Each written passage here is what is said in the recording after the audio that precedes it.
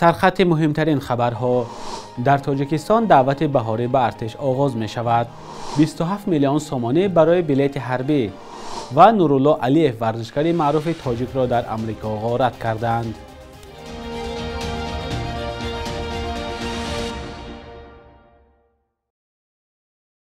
درود بینندگان عزیز، خوش آمدید به برنامه نویدی بامدادی. امامعلی رحمان پرزیدنت تاجیکستان روز 1 مارس فرمان دعوت بهاری به خدمت حربی را صادر کرد. در فرمان آمده است که در ماه‌های اپریل می شهروندان سال تولد 1996-2005 به خدمت حربی دعوت کرده شوند. در تاجیکستان در یک سال 2 مرتبه بهار و تیر ماه دعوت جوانان سن خدمت به صف قواهای مسلح صورت می‌گیرد. همساله در موسم دعوت حربی حالت‌های جلب اجباری جوانان یا خود ابله و رسانه‌ای می‌شود. مقامات وجود جلب اجباری را رد می‌کنند، اما نوارهایی که از لحظه بازداشت جوانان به اینترنت راه می‌یابد وضع دیگر را نشان می‌دهد. درباره خدمت در ارتش یک خبر دیگر هم داریم. وزارت دفاع تاجیکستان میگوید ماه ینور امسال 1000 جوان تاجیک با پرداخت قریب 27 میلیون سومانی خدمت حربی پولکی را ادا کردند. فریدون محمدعلی زاده از سخنگوی وزارت دفاع به آزیا پلاس گفته است هر یک جوان با پرداخت 420 نشان دهنده برای حسابها که برابر به 26880 سومانی است خدمت حربی دعوت تیر ماهی را ادا کردند.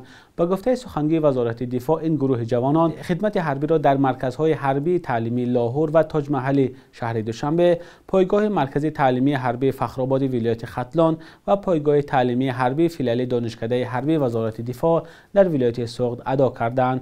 بر اساس قانون نو دعوت به ارتش که سال 2021 قبول شد، جوانان می توانند با پرداخت مبلغ و گذشتن از دور یک ماهه خدمت صاحب بلیت حربی شوند، اما نه هم از این روند راضی‌اند و میگویند که انتخاب جوانان برای خدمت پولکی چندان شفاف صورت نمیگیرد. مقامات میگویند که مبلغ‌هایی که جوانان برای خدمت پولکی پرداخت میکنند برای بنیاد انشاءات‌های حربی و معاش افسران خرج می شود.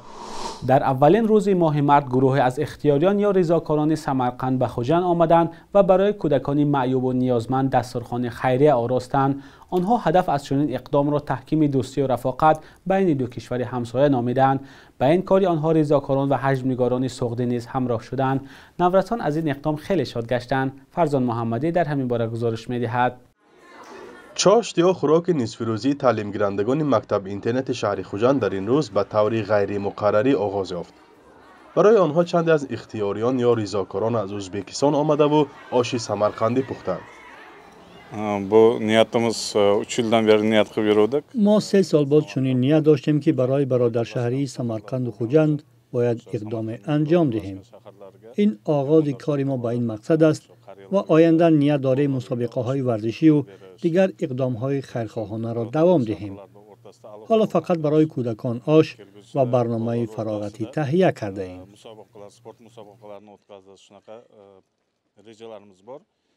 این گروه رضاکاران زیر نام وندا سوشال سرجم شده، اعضایش میگویند نزدیک به 70 نماینده کسب کار گوناگون در کار آن سهم میگیرند. به گفتهشان از این پیشتر این گروه در ترکیه و چند شهر روسیه چنین اقدام را عملی نمودند. در نوبت اول تنها 7 نفر آنها به خوجند آمدند و نیت دارند در آینده دایره همکاریشان را وسیع‌تر نمایند. حالا ما همراه رضاکاران خوجندی همکاری داریم و شاید در دهه و منطقه های دوردست نیازمندانی هستند که حتما آنها را به اینابت میگیریم. بغیر از این نورسان ورزشگر را از سوق به سمرقند میبریم و از آنجا نیز به اینجا میاریم. میخواهیم رفت و آمد را بسیار کرده مهر و دوستی را در دل نورسان از خردی جا نماییم. از خوجند در تطبیق نقشه رضاکاران سمرقندی اختیاریان سازمان هدیه مهر کمک کردند. چون این اقدام به رضاکاران تاجیک الهام بخشیده است. البته همکاری داشتیم، اما همکاری ما از جهت تندرستی بود. وقتی که ما یگان کودکی کسل که در اینجا جراحی کرده نمی شود، البته به روسیه مراجعت میکردیم، به ولنتیرهای روسیه. آنها البته یاردم میکردند، حتی از ایرپورت پیشواز میگرفتند، به خانه ها جا میکردند. همکاری های ما از طرف تندرستی بود. اکنون به فکرم این هم چنین آشپزی، خوراکپزی، این هم نهایت اقدام نیک است و آینده ممکن که ما هم چون سمرقندی ها این اقدام رو دوام دهیم. برنامه حجی و رقص و سرود در این روز نورسان را بیشتر خوشحال ساخت. حجم‌نگاران نامی خوجند هم به این اقدام همراه شدند. البته در نقشه در آینده هست که این گونه برآمد را کوشش می‌کنیم اول رایگان. خیلی بعضی پولدار میشد لیکن با یک نرخی ارزان میشد برای که وای نه اینکه نرخی چقدر بالا نرخی پست میشد برای مثال همون ارنده پولی خودی همون جای دادن برای وای کردن کوشش میکنیم رفته در اونجا کنسرت ها گذاریم و نقشه داریم در منیم سمرقند و بخارا همزبانی خدا موکتی در اونجا رفت و بیا کنیم با حج نگارانشون و در آینده همچون انعنه هر سال بر ایدو ایام به یکدیگر رفته کنسرت گذاریم. حالا در ولایت سوخت نزدیک 100,000 معیوب یا افراد دارای امکانات‌های محدود به قید گرفته شده است. نورسان معلول و نیازمند نیز در چند پرورشگاه دولتی پرستاری می‌شوند. گمان نمی‌رود حال همه آنها همین گونه خوب و خوش باشد. پس این تشبث فضای وسیع برای گسترش دارد. فرزان محمدی، رادیو آزادی، شهر خوجند. کاتب دولتی آمریکا انتونی بلینکن روز چهارشنبه بعد از سفر خود به ازبکستان برای اشتراک در سمیت G20 عازم هند شد. بلینکن در شهر تاشکند با پرزیدنت ازبکستان شفقت میرزیویف و اجرا کننده وظیفه‌های وزیر امور خارجه آن کشور بختیار سعیدوف ملاقات کرد. کاتب دولتی آمریکا در صحبت با روزنامه‌نگاران در تاشکند گفت که ادعای نقض حقوق انسان از جانب مقامات انتظامی در جریان حادثه‌های شهر نقوص قرقلپاکستان باید همه‌جانبه و آشکارا تحقیق شود.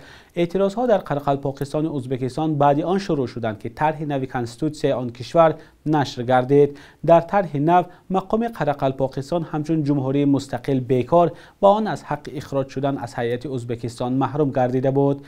به اطلاع مقامات ازبکستان در حادثه های شهر نقوصی قرقلپاکستان روزهای یکم و دوم ایول سال گذشته 21 کس کشته و 243 تن دیگر مجروح شدند. بیشتر از 500 کس بازداشت شده بود. بعد آن حادثه ها از تغییر دادن مقام قرقلپاکستان دست کشیدند.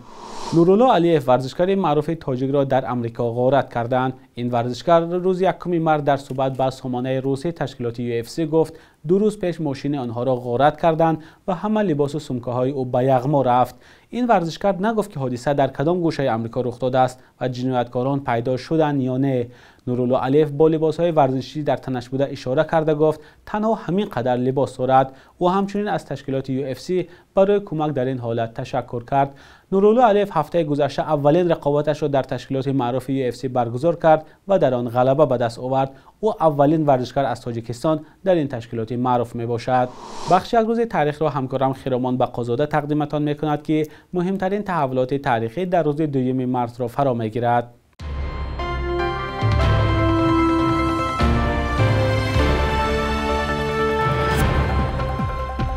2 марти соли 1992 нимсол баъди касби истиқлолияти тоҷикистон ин ҷумҳурии собиқи шӯравӣ ба ҳайси кишвари мустақил бо узвияти созмони милали муттаҳид пазируфта шуд. 1 феврали соли 1993 аввалин дафтари намояндагии созмони милали муттаҳид яъне дафтари нозирон оид ба истиқрори сулҳ дар душанбе ба кор шурӯъ кард. аз он замон ҳамкории тоҷикистон бо тақрибан ҳама идораву ниҳодҳои марбут ба ин ташкилоти бонуфузи байналмилалӣ бароҳ монда шудааст. 2 марти соли 2019 баъди беш аз 2 ҳафта боздошту шиканҷа дар тоҷикистон як фаъоли мухолифини тоҷик Шарофуддин Гадоев озод шуда ба Аврупо баргашт. қазияи Гадоев ки 15 феврал дар Москав рабудаву маҷбуран ба Душанбе бурда шуд ҳамчун намунаи ошкори поймолшавии ҳуқуқи инсон ва қонунҳои байналмилалӣ аз ҷониби Тоҷикистон интиқод гардид. танҳо таҳти фишори ҷомеаи байналмилалӣ мақомот дар Душанбе маҷбур шуданд ӯро баъди 2 ҳафта раҳо ва ба ҳоланд ҷавоб диҳанд. 2 марти соли 1945 журналист ва корманди ширкати BBC дар Тоҷикистон Муҳиддин Олимпур таваллуд шудааст.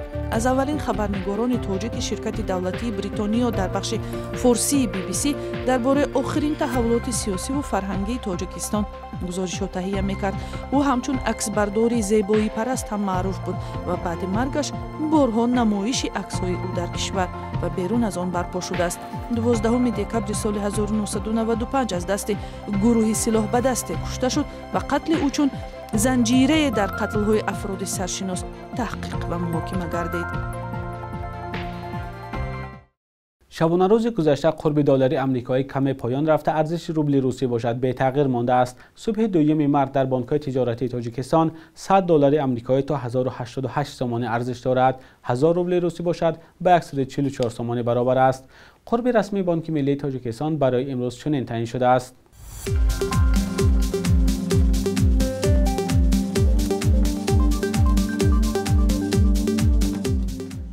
بینندگان عزیز، مهلت جدا شده برای برنامه نوید بامدادی به انجام رسید. برایتان روزی با قرار تمنا داریم.